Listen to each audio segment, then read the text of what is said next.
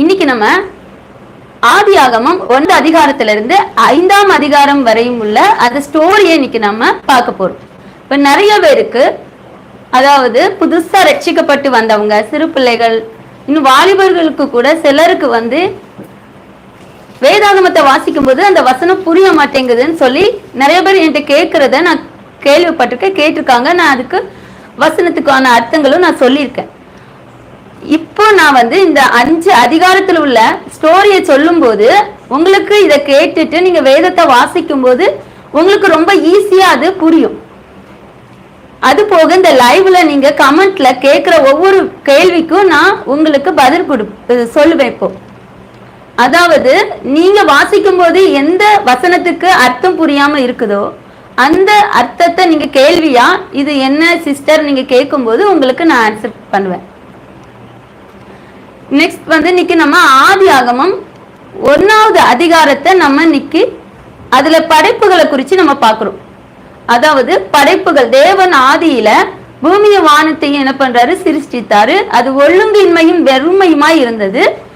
ஆனா அதையெல்லாம் தேவன் சரி செய்து ஒளியை உண்டாக்கி, அதாவது வெளிச்சம், இருள் அடைஞ்சு போய் இருந்த இடத்த வெளிச்சம் உண்டாக கடவுது என்று சொல்லி அது வெளிச்சத்தை கொடுத்து, இருள் அதாவது வெளிச்சம் இரண்டையும் வெவ்வேறாக பிரித்து தேவன் அந்த பூமியை நல்ல சரி செய்து, அதாவது மரங்கள், செடிகள், இதை எல்லாவற்றையும் வளர செய்து,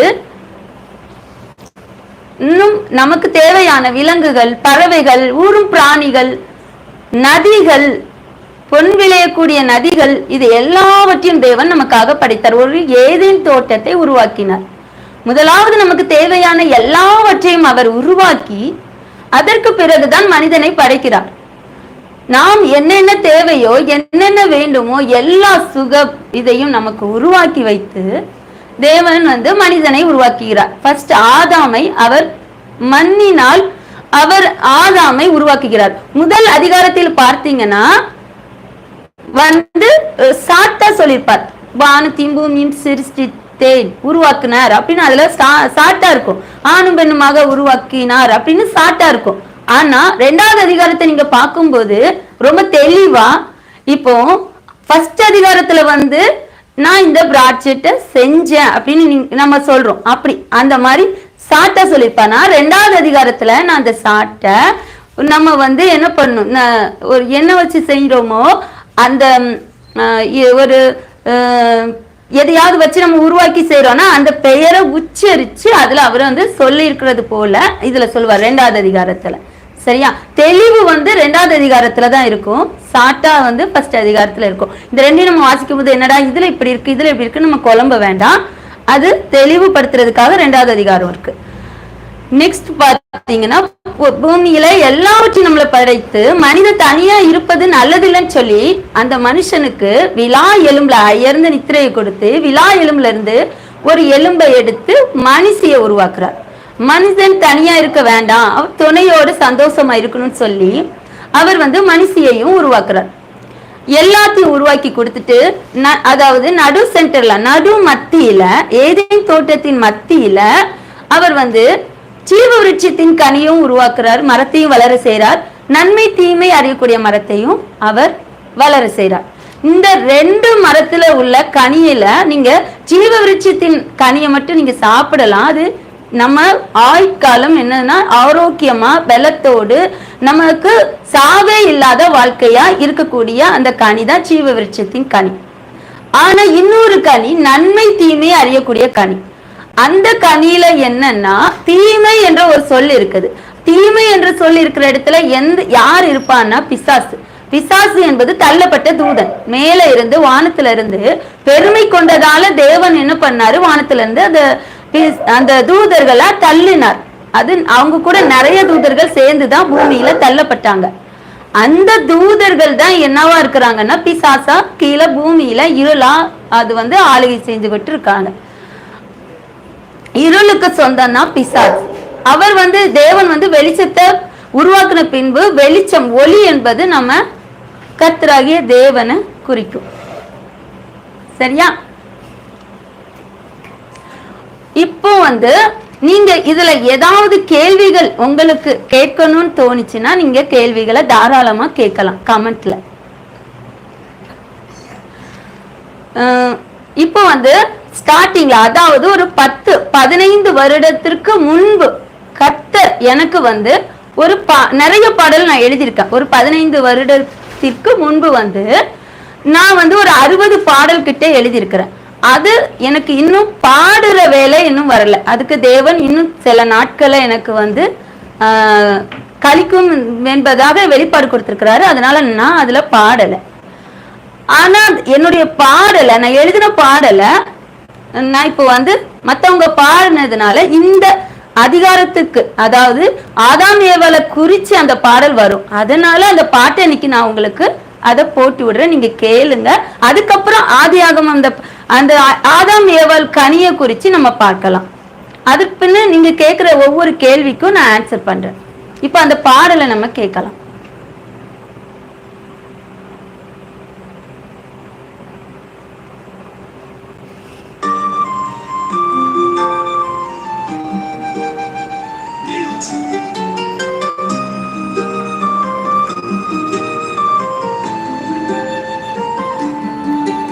ஆதாம் ஏவாளும் கர்த்தரின் வார்த்தை மீறினதாம்.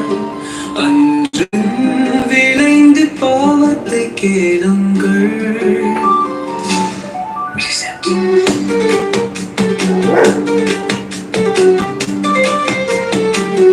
கர்த்தர் தம் சாயலில் ஆதாம் படைத்து துணையாயே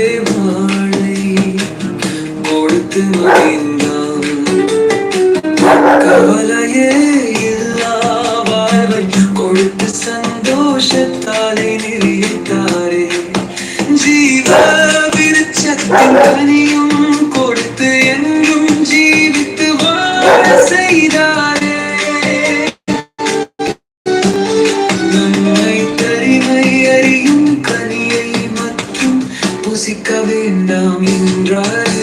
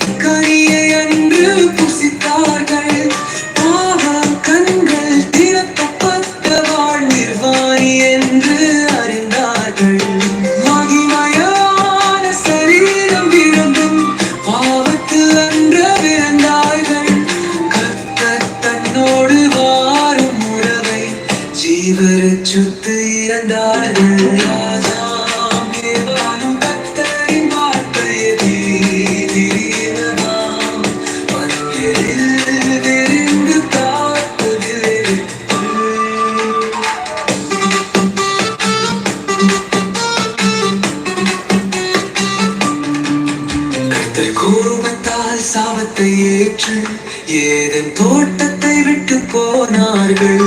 போடாமை கோபம் சூது வந்தனை கொஞ்சம் வாழ்விலே சூங்குது. வியாதி வறுமை கவலை கஷ்டம் எல்லாம் வந்தது. பாவம் செய்தனால் சாபம் நிறைந்து வாழ்விலே மரணமும் நேர்ந்தது. ஆதாம் ஏவாளும் கர்த்தரின் வார்த்தை மீறினதால் விளைந்த பாவத்தை கேளுங்கள். இந்த பாடலை கேட்டிருப்பீங்க. இதுல ஆதாம் ஏவாள் அவங்க அந்த கீழ்ப்படியாததுனால அந்த கனியை சாப்பிட்டதின் நிமித்தம் தான் நமக்கு கவலை, கண்ணீர், பஞ்சம், வாழ்வுல வியாதி, வறுமை, மரணம் அப்படிங்கறது வந்தது. சரியா? அதுக்கு முன்னாடி தேவன் நம்மளை படைக்கும் போது நம்மள மரணம் அப்படிங்கிறது இல்லாத மாதிரி படைச்சிருந்தார். இப்ப நமக்கு சரீரம் அழிவு இருக்கு. ஆனா அப்போ சரீரம் அழிகிறதுக்காக அவர் படைக்கல, நம்ம அழிவே இல்லாத வாழ்க்கைக்காக தான் நம்மளை உருவாக்கி இருந்தார். ஆனா அந்த கனியின் நிமித்தம் நீ சாப்பிடும் நாளிலே சாகவே சாவா என்று தேவன் சொல்லியிருந்தார். சரியா? அப்போ நம்ம அந்த கனியை சாப்பிட்டதுனால உடனே சாகலையே அப்படின்னு நிறைய பேர் கொஸ்டின் கேட்டிருந்தாங்க.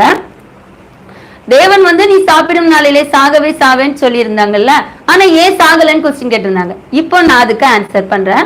அதாவது அந்த கனியை அவங்க சாப்பிடுறாங்க, சாப்பிட்டதுனால அவங்க சரீரம் அழியப்படுது. உடனடியா இல்லைனாலும் சில நாட்கள்ல நமக்கு இப்ப மரிச்சோம் அப்படின்னா நம்ம சரீரம் அழிஞ்சிரும். ஆனா நம்ம ஆத்மா எங்க அழியாது. அந்த ஆத்மா தான் பரலோகம். அதாவது இப்ப பரலோகங்கிறதுக்கு இப்போ என்னன்னா பரதேசி. சரியா? பாதாளம் அதாவது நரகத்துக்கு இயேசு கிறிஸ்து வருகை இன்னும் இருக்குல்ல, நியாய தீர்ப்பு. அதுக்கப்புறம் தான் நம்ம எங்க போறோம்? நரகத்துக்கு போறோம். அதுக்கு முன்னாடி பாதாளம். இப்படி நம்ம ஆத்மா எங்க போகுதுன்னா பாதாளத்துக்கும் பரதேசிக்குமா போகும். நன்மை செஞ்ச ஆத்மா பரதேசிக்கு, பாவம் செஞ்ச ஆத்மா பாதாளம். இப்படி நம்ம போறதுக்கு ரீசன் அதாவது அந்த கனியை சாப்பிட்டது நிமித்தம். இல்லைன்னா நம்ம இன்னைக்கு கவலையே இல்லாம இருந்திருக்கலாம். தேவை எல்லாத்தையும் தேவனே சந்திக்கிறாரு, எல்லாவற்றையும் அவர் உருவாக்கி கொடுத்து நமக்கு எந்த கவலையும் இல்லாம இருந்திருக்கலாம். ஆனா அந்த கனியினுக்கு அப்புறம் தான், சாப்பிட்டதுக்கு அப்புறம் தான் நமக்கு பாவ உணர்வுன்னு ஒரு உணர்வுன்னு நமக்கு வந்தது. அதுக்கு முன்னாடி தேவன் நம்மளை நமது சாயலாகவும் நமது ரூபத்தின் படியும் தேவன் மனுஷனை உண்டாக்கணும்னு சொல்லி நம்ம ஆதியாகமம்ல பாக்குறோம். ஃபர்ஸ்ட் செகண்ட் அந்த அதிகாரத்துல நமது சாயல்னா என்னது? அவருடைய குணாதிசயங்கள். அவருக்குள்ள உள்ள குணாதிசயங்கள்னா என்ன? நன்மை செய்யக்கூடிய குணாதிசயங்கள், பரிசுத்த உள்ளம், பரிசுத்தத்தோடு வாழக்கூடிய அந்த நற்கனிகள், 9 கனிகள் சொல்லுவோம் இல்லையா? அந்த 9 நற்கனிகளோட வாழக்கூடிய நல்ல குணங்களோட நம்மளை படைச்சிருந்தார். அதாவது நமக்கு ஒரே உணர்வு தான். அப்போ அவர் உருவாக்கும் போது நமக்கு இருந்தது ஒரே உணர்வு, அது நன்மை செய்யக்கூடிய உணர்வு. சரியா? ஆனா என்னைக்கு இந்த கனியை நம்ம சாப்பிட்டோமோ அப்பதான் என்ன ஆகுதுன்னா பாவத்தின் உணர்வு நமக்குள்ள வருது. அது வரைக்கும் பாவ உணர்வுன்னா என்னன்னு நமக்கு தெரியாம இருந்தது. ஆனா அந்த நன்மை தீமை அறியக்கூடிய அந்த கனியை சாப்பிட்டதுனால பாவ உணர்வு வருது. இதுக்கு ஃபர்ஸ்ட் என்ன நான் சொல்றேன்னா, ஃபர்ஸ்ட் பாம்பு வெளியே இருந்து பேசுது. சரியா? வெளியே தோட்டத்தில் அதுல இருந்து ஏவாளை பார்த்து பாம்பு நீங்க இந்த பழத்தை சாப்பிடக்கூடாதுன்னு தேவன் சொன்னது உண்டோ, இங்க உள்ள தோட்டத்தில் உள்ள பழத்தை இங்க சாப்பிடக்கூடாதுன்னு தேவன் சொன்னது உண்டோ அப்படின்னு பிசாசு கேக்குது. அதாவது அந்த பாம்பு கேக்குது. அதற்கு அந்த ஏவல் சொல்றான், இல்ல நாங்க எல்லா கனியுமே சாப்பிடலாம், ஆனா அந்த நன்மை தீமை அறியக்கூடிய கனியை மட்டும் நாங்க சாப்பிடக்கூடாதுன்னு சொல்லி தேவன் சொல்லியிருக்கிறாரு. நாங்க சாப்பிடும் நாளிலே சாவோன்னு சொல்லி அதை தேவன் சொல்லியிருக்கிறாருன்னு அந்த பாம்பு கிட்ட ஏவாள் சொல்லுதா. அப்போ அந்த பாம்பு சொல்லுது, நீங்க அதை சாப்பிடுற நாளிலே நீங்க சாவது இல்லை, நீங்க அதை சாப்பிட்டீங்கன்னா எப்படி ஆவீங்கன்னா தேவர்களை போல ஆவீங்க அப்படின்னு சொல்லி அந்த பாம்பு சொல்லுது. உங்க கண்கள் திறக்கப்படும் அப்படின்னு சொல்லி சொல்லுது. நம்ம ஆதாம் ஏவாள் கண் தெரியாம இருந்தாங்களா? இல்ல, அவங்களுக்கு நல்லாவே கண் தெரிஞ்சிட்டு இருந்தது. அப்ப எந்த கண்கள் திறக்கப்படுது? பாவத்தின் கண், பாவ உணர்வை தூண்டக்கூடிய கண் திறக்கப்படுது. அதனால அந்த பாவ உணர்வு தூண்டக்கூடிய கண் திறக்க கூடாதுன்னு சொல்லிதான் தேவன் அந்த தீமையின் கனியை நீங்க உண்ணக்கூடாதுன்னு அவர் சொல்லி இருந்தார். சரியா? ஆனா இவங்க என்ன பண்ணிட்டாங்க? அத கமெண்ட் வந்திருக்கு, அந்த கமெண்ட் இப்ப நாங்க ஆன்சர் பண்றோம். என்ன கமெண்ட்? அன்புள்ள தேவன் ஏன் கோபத்தில் சபித்தார் அப்படின்னு சொல்லிட்டு ஒருத்தங்க கேட்டிருக்காங்க. இது ஒரு நல்ல கேள்வி. அதாவது தேவன் அன்புள்ளவர், அவர் நமக்காக ஜீவனையும் தந்தவர். அப்படி இருக்கும்போது ஒரு பழத்தை சாப்பிட்டதுனால எதுக்காக அவரு அதை நம்மளை இந்த அளவுக்கு சபிக்கிறார் அப்படின்னு சொல்லி கேள்வி கேட்டிருக்கிறாங்க. சரியா? இது நான் இந்த கேள்வி எனக்கு நான் தேவன் கிட்ட கேட்டது உண்டு. ஏன்னா இது மாதிரி கொஸ்டின் கேட்பேன். எப்படின்னா, எனக்கு இப்போ நம்மளே தாய் தகப்பனாகிய நம்மளே நம்ம பிள்ளைகள் ஒரு நீ அதை சாப்பிடாத, சரி அண்ணனுக்குள்ள பொருள் அதை நீ எடுக்காத, நீ அதை சாப்பிடாத நம்ம சொல்லும் போது அந்த பிள்ளைகள் மீறி அதை எடுத்து சாப்பிட்டுனா நம்ம ஒன்னும் அந்த பிள்ளைகளை என்ன பண்ணிட மாட்டோம்? சபிச்சு வீட்டை விட்டுலாம் பத்திர மாட்டோம். அப்ப தேவன் எப்படி அப்படி செய்வார்? எனக்குள்ள கேள்வி. நான் ஏசப்பட்ட கேட்பேன். அதாவது தேவன் கிட்ட கேட்பேன், ஏசப்பா நீங்க அன்புள்ளவர், எங்களுக்காக ஜீவனையை தந்தவர், அப்ப எப்படி நீங்க இந்த பழத்தை சாப்பிட்டு கீழ்படியாத அந்த ஒரு விஷயத்தினால நீங்க எப்படி எங்களை அந்த அளவுக்கு சபிச்சு தோட்டத்தை விட்டே வெளியே அனுப்புற அளவுக்கு உங்களுக்கு எப்படி கோபம் வந்துச்சு அப்படிங்கிறது என்னுடைய கொஸ்டின். நான் கேட்டேன். இப்ப தேவன் எனக்கு உணர்த்தினது என்னன்னா, இது வந்து எப்படின்னா சின்ன சின்ன தப்புன்னா நம்ம பிள்ளைல நம்ம மன்னிச்சிருவோம். இப்ப நம்ம கணவரே மனைவியே எடுத்துக்கிடுவோமே, சின்ன சின்ன தப்புகள் நமக்கு வந்துச்சு, நமக்கு குடும்பத்துக்குள்ள வரும், நம்ம என்ன பண்ணிடுவோம், மன்னிச்சிருவோம். ஆனா இப்ப கணவர் ஒரு மனைவிக்கு துரோகம் செய்தாலோ இல்ல மனைவி கணவருக்கு துரோகம் செய்தாலோ நம்மளால மன்னிக்க முடியுமா? கண்டிப்பா அதுல வந்து கோபம் வரும், சாபம் விடுவோம், அவங்கள விட்டு விலகி போவோம் இல்லையா? நம்ம சேர்ந்து இருப்போமா? அப்போ நம்ம கோபம் வரதான் செய்யும். இது மாதிரிதான் அவர். நம்ம சரீரத்துக்கு வந்து யார் சரீரம், நம்மளுடைய சரீரத்துக்கு வந்து நம்மளுடைய கணவர் தான் மணவாளன் இல்லையா? நம்ம சரீரத்துக்கு நம்ம மனைவிக்கு கணவர் தான் மணவாளன். ஆனா நம்மளுடைய ஆவி ஆத்மா இருக்கு பாத்தீங்களா, அது யாருடையது? அவருடைய ஜீவ சுவாசத்தை ஊதி நம்ம வந்து விலங்குகள், பறவைகள், மற்ற எல்லா ஜீவ ஜந்துக்களும் உயிரினங்கள் தான். உயிர் மட்டும்தான், உயிர் போயிட்டுனா ஆத்மா கிடையாது சரியா? ஆனா மனுஷனுக்கு மட்டும் ஆளுகிற சக்தி இருக்குது. அதுதான் தேவன் நமது சாயல்னே சொல்றார். ஏன்னா தேவன் ஆளுகிற சக்தி உள்ளவர் சரியா? அவர் ஆளுகிற சக்தியோடு தான் நம்மளை படைச்சார். நம்ம பேச முடியும், ஆனா ஜீவ அந்த உயிரினங்கள் வந்து என்ன பண்ணாது, பேசாது. நம்ம பேச முடியும், ஆளுகை செய்ய முடியும் நம்மளால. அதனாலதான் நமது சாயல், நமது ரூபம் அப்படி சொல்றார். நமது ரூபம் அப்படிங்கும்போது என்னன்னா அவர் ஒரு ஆவியாய் இருக்கிறார், ஒரு ஆத்மா பேசக்கூடிய சக்தி உள்ளவராய் இருக்கிறார். இந்த இரண்டும் இணைந்துதான் நமது ரூபம் சரியா? அதுதான் நமக்குள்ள அந்த ஆவி ஆத்மாவை அவர் ஜீவ சுவாசமா ஊதும் போது நமக்குள்ள வந்து அது அடங்கி சரீரத்துக்குள்ள அடங்கி இருக்குது. ஆனா தேவனுக்கு வந்து அது உலகம் ஃபுல்லா இருக்கும், புரியுதா? உலகம் ஃபுல்லா ஆவி ஆத்மா இருக்கும். எந்த இடத்துல அவருடைய கால் பூமியில பாதபடி, வானத்திலிருந்து பூமி வரைக்கும் கால் வைக்கக்கூடிய அளவுக்கு அவர் பெரிய வல்லமை உள்ளவர். ஆனா நமக்கு எப்படின்னா அதே ஜீவ சுவாசத்தை தான் நமக்குள்ள ஊதுனாரு. மனுஷன் மட்டும்தான் ஜீவ ஆத்மாவானான்னு இருக்கு. மற்ற பறவைகள், விலங்குகள் எல்லாமும் வெறும் ஜீவ ஜந்துக்கள். ஜீவ ஜந்துக்கள் உயிரினங்கள். ஆத்மா வந்து மனுஷனுக்கு மட்டும்தான் இருக்கு. அதான் ஆளுகைக்கு செய்யக்கூடிய சக்தி சரியா? அந்த மைண்ட், அந்த ஆத்மா, நினைவுகள், இதுதான் மனுஷனுக்கு தேவன் அவரை போல நம்மளை படைச்ச ஒரு சாயல் சரியா? இந்த சாயல், நன்மை செய்யக்கூடிய சாயலை அந்த தீமையின் கனியை உண்டதுனால இப்ப எப்படி ஆகுதுன்னா பிசாசுக்கு இடம் கொடுக்கிறோம். அது வரைக்கும் பிசாசு பாம்பா இருந்து வெளியே பேசிட்டு இருந்த அந்த பிசாசு இப்ப வந்து எப்படி பேசுது அப்படின்னா நமக்கு மனசுக்கு உள்ளே இருந்து பேசுது. அது காரணம் என்னன்னா அந்த கனியின் நிமித்தம் தான். இப்போ நம்மளுக்குள்ள ஒரே உணர்வு கிடையாது, நன்மை செய்யக்கூடிய உணர்வு மட்டும் நமக்கு கிடையாது, இரண்டு உணர்வு இருக்கு. ஒரு தீமையை செய்யக்கூடிய உணர்வு நமக்கு தூண்டும். ஆனா நம்ம எதுக்கு இடம் கொடுக்கிறோமோ அந்த உணர்வு தான் நமக்குள்ள ஆளுகை செய்யும் சரியா? நம்ம ஆவி ஆத்மாக்கு மணவாளன் யாரு? இயேசு கிறிஸ்து தேவன். அவர் இருக்கிற இடத்துல இன்னொரு ஆவி, அதாவது அந்த தள்ளப்பட்ட தூதனுடைய ஆவிய நம்ம பழத்தை சாப்பிட்டதுனால, அது உட்கொண்டதுனால என்ன ஆகுதுன்னா அது உள்ள கிரியை செய்யுது.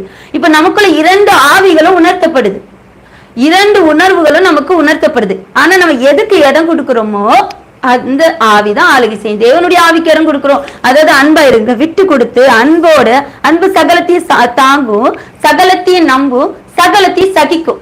இந்த அன்போடு இருக்கிற நம்ம வந்து இப்படி வாழ்ந்தோம் அப்படின்னா தேவ சாயலை பெற்று இருக்கிறோம், தேவ சாயல்ல வாழ்றோம், அவர் படிச்ச படைப்பின் படி நம்ம வாழ்றோம். ஆனா இன்னொரு உணர்வு கோபத்தை தூண்டி, பொல்லாத இச்சையை தூண்டி, பொல்லாதவைகளை, பொறாமை மற்றும் நமக்குள்ள மேற்றின்மை எண்ணங்கள், இப்படி பொல்லாதவைகளை தூண்டக்கூடிய எண்ணத்துக்கு இடம் கொடுத்தோம் அப்படின்னா அதான் அந்த கனியின் உணர்வு சரியா? அந்த பாவத்தின் கனியை நம்ம சாப்பிட்டோம்ல, அந்த கனியின் உணர்வு தான் என்ன பண்ணுதுன்னா நமக்கு கிரியை செய்யுது. நம்ம தேவசாயல்ல உள்ளவங்க தேவசாயலின் படிதான் நம்ம வாழணும். இப்போ ஃபார் எக்ஸாம்பிளுக்கு காயின் ஆபேல் இரண்டு பேரை குறிச்சு நம்ம இன்னைக்கு பார்க்க போறோம். இந்த 5 அதிகாரத்துக்குள்ள அந்த 2 பேர் ஸ்டோரி இருக்குது சரியா? அந்த 2 பேரும் ஆதாம் ஏவாள தோட்டத்தை விட்டு வெளியே ஏற்றுறாங்க. ஏன்னா இந்த கனி சாப்பிட்டதுனால இப்ப பாவம் செய்ய ஆரம்பிச்சுட்டாங்க. அதனால அவரு சபிச்சுட்டாரு சரியா?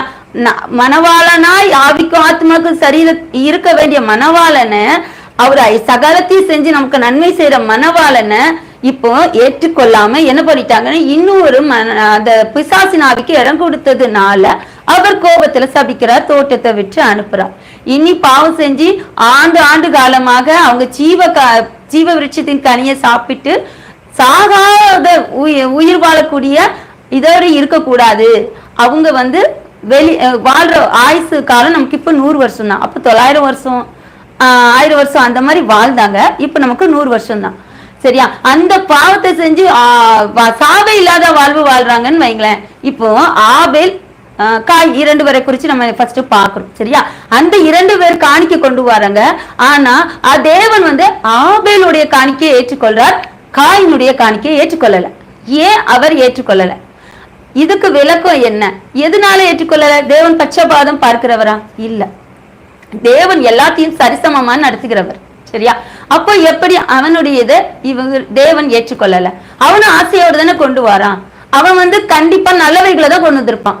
ஏன் கொண்டு வந்திருப்பான்னு நான் சொல்றேன்னா, தேவன் அங்கீகரிக்கல தன்னுடைய காணிக்கையினோன்னு கோபப்படுதான். அப்ப நல்லவைகளை கொண்டு வர போய் தான் கோவப்படுதான். தேவன் அங்கீகரிக்கலன்னு அவனால ஏற்றுக்கொள்ள முடியல.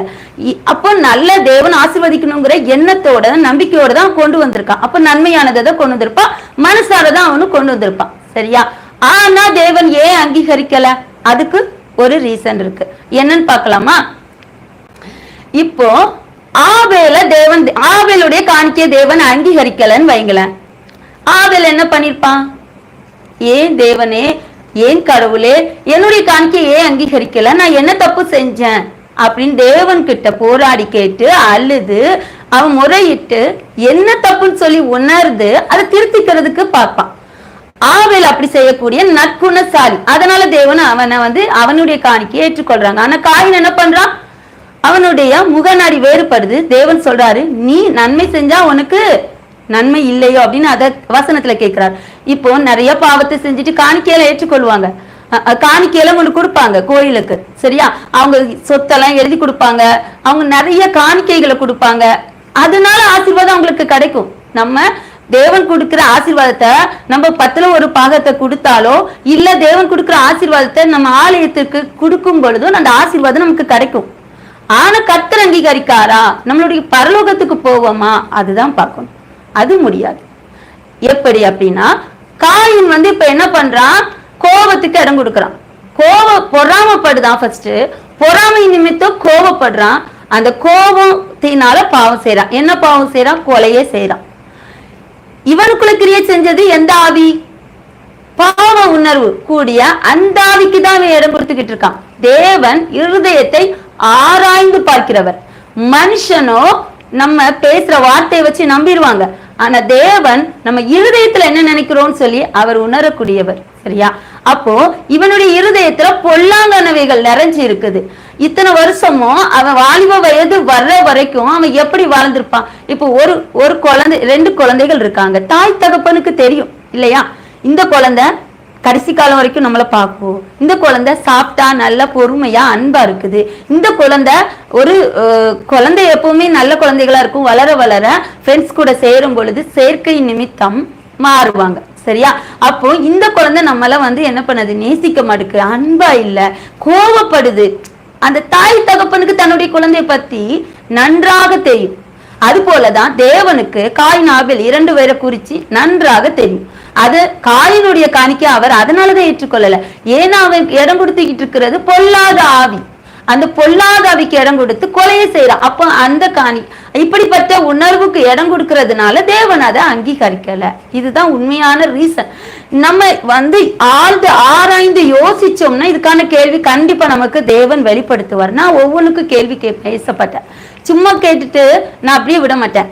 இது எப்படிப்பா, இது எப்படி நடக்கும், இது எப்படி நீங்க இப்படி பண்ணிருப்பீங்க, இப்படி நான் கொஸ்டின் கேட்பேன். அதை யோசிப்பேன். எனக்கு அந்த ஆன்சர் கிடைக்கிற வரைக்கும் தேவன் கிட்ட அதை யோசிச்சு தியானிச்சுக்கிட்டே இருப்பேன். அப்போ தேவன் உணர்த்தக்கூடிய இதை தான் நான் இன்னைக்கு பேசுறேன். சரியா? இதுல வந்து இது வேற எது கமெண்ட் வந்திருக்கு? ஏதாவது கமெண்ட்ல நீங்க கேள்வி கேட்கணும்னா தாராளமா கேள்வி கேட்கும்போது நான் உங்களுக்கு ஆன்சர் பண்ணுவேன். சரியா? இப்போ ஆபேல் கதை வரைக்கும் நம்ம பார்த்தாச்சு. சரியா? இப்போ நெக்ஸ்ட் பாத்தீங்கன்னா இப்போ 1வது அதிகாரத்துல இருந்து 5வது அதிகாரம் வரைக்கும் நம்ம ஆபேல் கதை வரைக்கும் நம்ம பார்த்துட்டோம். நெக்ஸ்ட் வந்து நாளைக்கு 6ஆம் அதிகாரத்துல இருந்து 10வது அதிகாரம் வரைக்கும் நாளைக்கு நம்ம பார்க்கலாம். நீங்க பகல்ல சும்மா வீட்டுல இருக்கும்போது அந்த அதிகாரங்களை வாசிங்க. வாசிச்சுட்டு அதுல உங்களுக்கு என்ன கேள்வி கேட்கணும்னு தோணுதோ அந்த கேள்வியை நீங்க கேளுங்க நாளைக்கு கமெண்ட்ல. நான் இன்னைக்கு இதை உங்களுக்கு ஸ்டோரியா சொன்னது போல நாளைக்கும் அந்த 6ல இருந்து 10 வரைக்கும் உள்ளதை ஸ்டோரியா சொல்லும் போது அதுல ஏதாவது கேள்விகள் கண்டிப்பா உங்களுக்கு எழும்போ அந்த கேள்வியை நீங்க கமெண்ட்ல கேட்கும்போது நான் அதுக்கான ஆன்சர் உங்களுக்கு சொல்லுவேன். சரியா? இப்போ இது வரைக்கும் சரி, ஓகே. இன்னைக்கு நம்ம இந்த ஸ்டோரி இதோட முடிச்சுக்கலாம்.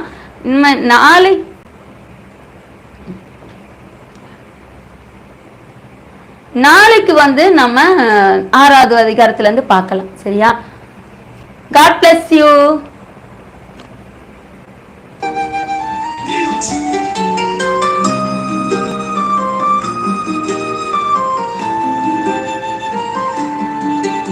ஆதாம் ஏவாளும் கர்த்தரின் வார்த்தை மீனினதாய் அன்றும் விளைந்து பாவத்தை கேளுங்கள்.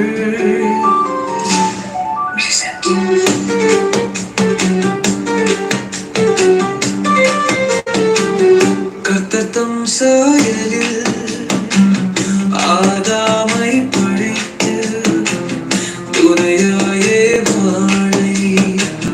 கொடுத்து மகிழ்ந்தான். கவலையே இல்லா வாழ்வை கொடுத்து சந்தோஷத்தாலே நிறைத்தாரே. ஜீவ விருட்சத்தின் கனியும் கொடுத்து என்றும் ஜீவித்து வாழ செய்தாரே.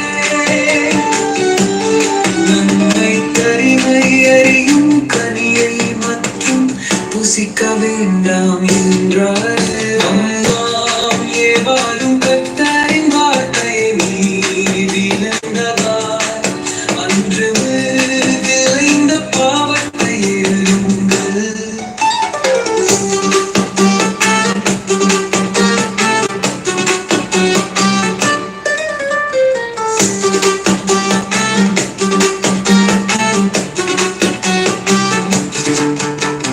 செல்வம் வஞ்சித்த வார்த்தையை நம்பி கனியை அன்று புசித்தார்கள்.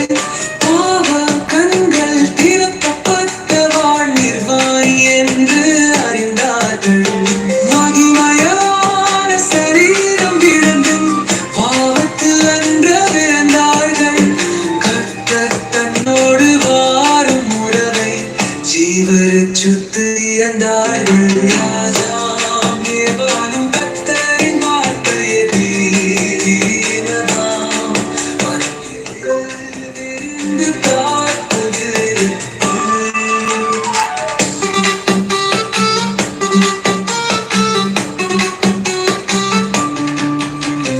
கோபத்தால் சாபத்தை ஏதன் தோட்டத்தை விட்டு போனார்கள். ஓடாமை கோபம் சூது வந்தனை கொஞ்சம் வாழ்விலே சூழ்ந்தது. வியாதி வறுமை கவலை கஷ்டம் எல்லாம் வந்தது. பாவம் செய்த நான் சாபம் நிறைந்து வாழ்விலே மரணமும் நேர்ந்தது.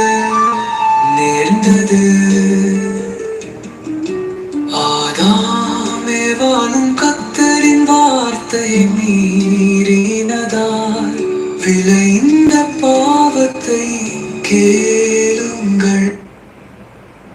கமெண்ட் இருக்குல்ல, கமெண்ட்ல காயின் மனைவி யார் அப்படின்னு சொல்லிட்டு ஒருத்தங்க கேட்டிருக்காங்க. அப்புறம் ஒரு நாளைக்கு எத்தனை முறை ஜெபிக்கலாம் அப்படின்னு சொல்லிட்டு இன்னொருத்தங்க கேட்டிருக்காங்க. இதற்கான ஆன்சர் நாளைக்கு இல்ல. காயின் மனைவி யார் இந்த 5 அதிகாரத்துக்குள்ளதான் வருது, சொல்லிருந்தேன். இது ஒரு நல்ல கேள்வி. இந்த கேள்வி நான் ஏசப்பா கிட்ட தியானிச்சுதான் அந்த கேள்விக்கான ஆன்சரை நான் பெற்றுக்கொண்டேன். சரியா? காயின் மனைவி யார் அப்படின்னா காயின் ஆபேல் 2 பேரை குறிச்சு நம்ம வேதத்துல பார்க்கிறோம்.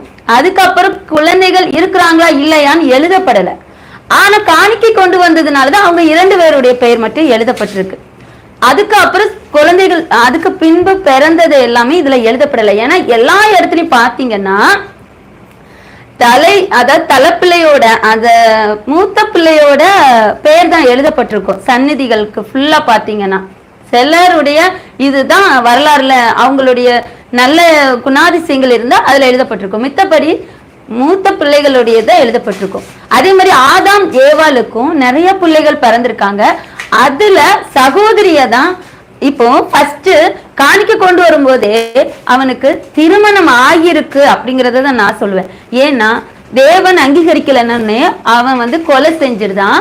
கொலை செஞ்ச உடனே என்ன ஆகுது அப்படின்னா அவர் சபிக்கிறாரு, நீ பூமியில இனி இந்த பூமியில இவன் ஆபேலுடைய ரத்தம் சிந்தப்பட்டிருக்குல்ல, அவன் வந்து கொலை செஞ்சுட்டான்ல, இந்த பாவத்தின் நிமித்தம் இந்த பூமியில அவன் என்ன விளைச்சல் செஞ்சாலும் விளைய செஞ்சாலும் அது விளைச்சலை கொடுக்காதுன்னு தேவன் சபிச்சிட்டார்.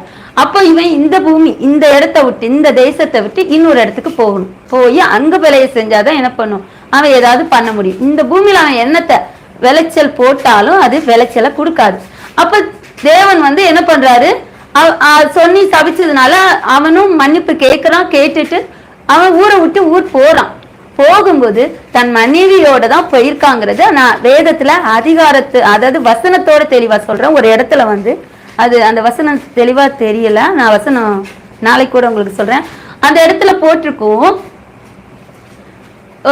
காயின் தன் மனைவியை அறிந்தான் அப்படின்னு சொல்லி ஒரு இடத்துல வசனம் தெளிவா எழுதியிருக்கும். அதே மாதிரி நம்ம ஆதாமும் தன் மனைவியை அறிந்தான் இருக்கும். எப்போ 2 பேர்ல ஒருத்தனை கொலை செஞ்சதுக்கு அப்புறம், அதுக்கு முன்னாடி அவங்க மனைவி தானே. அதுக்கப்புறம் சேத் அப்படிங்கிறவங்கள பெற்று எடுக்கிறதுக்காக, அதாவது ஆபேலுக்கு பதிலாக சேத்தை பெக்கிறதுக்காக. சேத்து என்றால் அதற்கு பொருள் என்னன்னா நியமிக்கப்பட்டவன். ஆபேலுக்கு பதிலா நியமிக்கப்பட்டவன் யாரு? சேத்து. அந்த சேத்தை பெற்று எடுக்கிறதுக்காக ஆதாம் தன் மனைவியை அறிந்தான் சொல்லி வேத வசனம் ரொம்ப தெளிவா இருக்கும். நான் அந்த வசனம் இந்த இடம் நாளைக்கு சொல்றேன். அப்போ தன் மனைவியை அறிந்தான்னா இதுக்கு முன்னாடி மனைவி கூட இருந்ததுனால தானே தன் மனைவின்னு அவங்க சொல்றாங்க. இது போலதான் நம்ம ஊரை விட்டு ஊர் போனதுக்கு அப்புறம் ஒரு பட்டணத்தை கெட்டுறான். அந்த பட்டணம் புதுசா அவன் என்ன பண்றான், இப்ப நம்ம வீடு கட்டுற மாதிரி அவன் புதுசா அந்த பட்டணத்தை கட்டி அதுக்கு ஒரு பெயர் இடுறான். சரியா? பெயரிட்டுட்டு அவன் தன் மனைவியை அறிந்தான். ஏன் சொல்றாங்கன்னா அவனுக்கு அப்போ ஒரு குழந்தை பிறக்குது, ஏனோக்கு நினைக்கிறேன். அந்த குழந்தை பிறக்கிறதுனால தன் மனைவியை அறிந்தான் சொல்லி அந்த இடத்துல நம்ம பாக்குறோம். ஆனா அதுக்கு முன்னாடியே அவன் மனைவியோடு தான் இருக்கிறான், சகோதரியோடு தான் போயிருக்கான். சரியா? இது எதை வச்சு நான் ரொம்ப ஸ்ட்ராங் சொல்றேன் அப்படின்னா, இன்னொரு வசனம், இந்த ஒரு வசனத்தை மட்டும் நான் சொல்லல, இன்னொரு வசனத்துல என்னை கண்டுபிடிக்கிற எவனும் என்னை கொன்று போடுவானேன்னு சொல்லி ஒரு வசனத்துல இருக்கும். நல்லா பாருங்க, தியானிச்சு பாருங்க, உங்களுக்கு புரியும். யார் வந்து கண்டுபிடிச்சு கொள்ளுவா? இப்போ வேற ஒரு ஊருக்கு போறான் அப்படின்னா அந்த ஊர்ல உள்ளவங்க இவன்